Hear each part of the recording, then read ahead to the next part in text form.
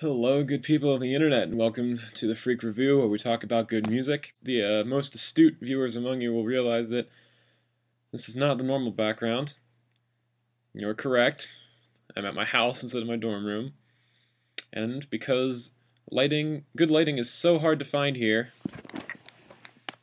I'm on the floor. Anyway, now it's time to settle down and listen up, because now we're talking about the Deftones' new album, Koi no Yokan.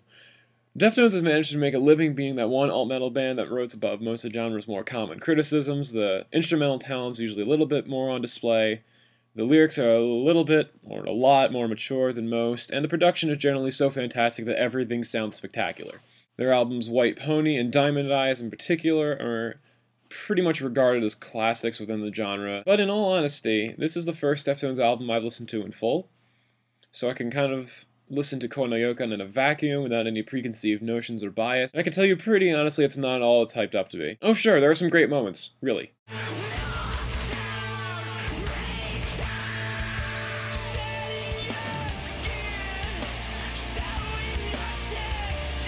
The best Deftones songs have a way of pummeling you with their sheer intensity and reeling back just to give you that big, gorgeous melodic chorus, and this song showcases it better than any other. But here's the thing, when the big soaring chorus becomes more than just a stylistic trick and becomes a key part of every song on an album, the impact of every chorus gets diluted, and if any given song doesn't have the big chorus, or just not as big, then it just seems like a failure.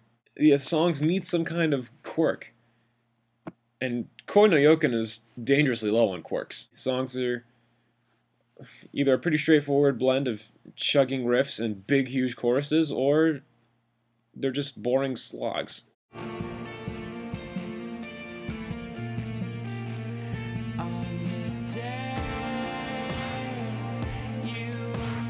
Oh sure, they sound pretty enough, but they don't go anywhere. That clip you just heard, imagine 5 minutes of that, without even different verses to break up the monotony, and you've pretty much got the idea. So the Deftones have seemingly worked themselves into a bit of a strange hole.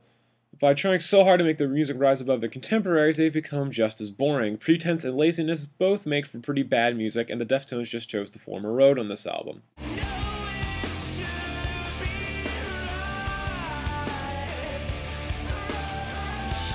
Yeah, 6 minutes of that? No thanks. And yet,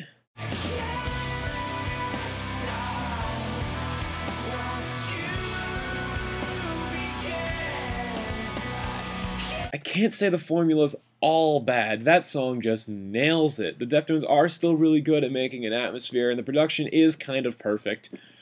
The aggressive bits hit hard, the melodic bits are haunting, Chino Moreno's voice is gorgeous, you get it. Then there are moments where the chorus is actually the undoing of a really good song.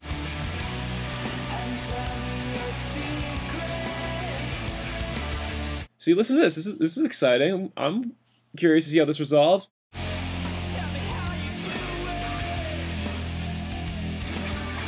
Oh.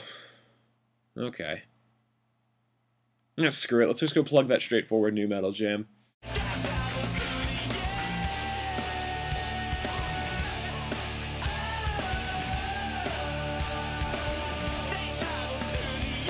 So I can't say that Koi no Yokan is a disaster, it's just a disappointment. There was a lot of hype surrounding it, and I got caught up in it probably because Leathers was one of the first tracks they teased out. But here you have it. Atmospheric, pretty, masterfully produced, and pretty forgettable. Final verdict, Koi no Yokan gets a 6 out of 10 from me. The best songs are Leathers, Gauze, and Swerve City. I'm done with that. Go listen to good music, everybody.